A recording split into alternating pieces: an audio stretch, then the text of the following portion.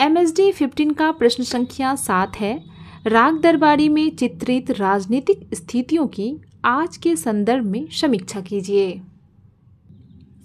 उत्तर है राग दरबारी 1968।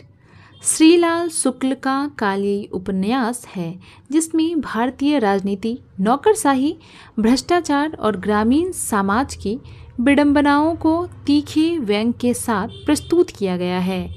यह कृति स्वतंत्रता के बाद के भारत की प्रशासनिक और राजनीतिक संरचना पर एक प्रखर टिप्पणी करती है। यह उपन्यास भले ही 20वीं सदी के उत्तरार्ध में लिखा गया हो, लेकिन इसमें चित्रित राजनीतिक स्थितियां आज भी उतनी ही प्रासंगिक है जितनी तब थी।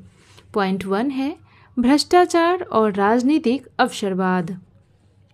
राग दरबारी में दिखाया गया है कि किस तरह राजनीतिक और प्रशासनिक व्यवस्था भ्रष्टाचार से ग्रस्त हो चुकी है। उपन्यास का प्रमुख पात्र वैद्य जी गांव की राजनीति का केंद्र है, जो अपने प्रभाव और जोड़ तोड़ की नीति से ग्राम पंचायत और सरकारी तंत्र को अपनी इच्छा अनुसार संचालित करता है।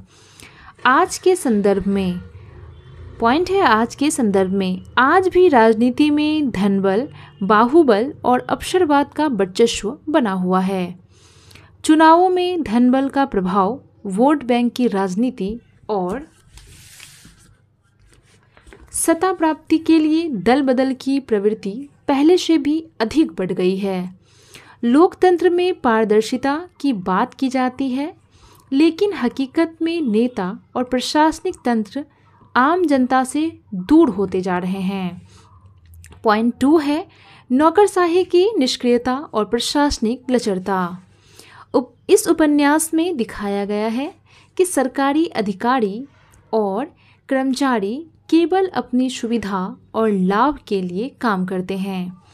सरकारी योजनाएं आम जनता तक नहीं पहुंचती, बल्कि नौकरशाही और प्रभावशाली लोगों के बीच ही सिमट कर रह जाती है। पॉइंट है आज के संदर्भ में आज भी सरकारी योजनाओं का क्रियान्वयन कागजों में अधिक और जमीनी स्तर पर कम दिखाई देता है। योजनाओं का लाभ आम जनता तक पहुंचने से पहले ही भ्रष्टाचार की भेंट चढ़ जाता है। पॉइंट 3 है शिक्षा प्रणाली की दुर्दशा। उपन्यास में विश्वविद्यालयों और कॉलेजों की राजनीति को दर्शाया गया है। शिक्षा संस्थान ज्ञान अर्जन का केंद्र बनने के बजाय सत्ता, राजनीति और अनुशासनहीन का अड्डा बन गए हैं। आज के संदर्भ में आज भी शिक्षा प्रणाली में व्यावसायीकरण, राजनीतिक हस्तक्षेप और अनियमितताएं देखी जा सकती है। शिक्षण संस्थानों में छात्र राजनीति के नाम पर गुंडागर्दी, फर्जी डिग्रियां और परीक्षा में धांधली जैसी समस्याएं व्यापक रूप से फैली हुई है। सरकारी स्कूलों की स्थिति जर्जर है और उच्च शिक्षा भी व्यापार बन चुकी है। पॉइंट 4 है न्याय व्यवस्था की खामियां।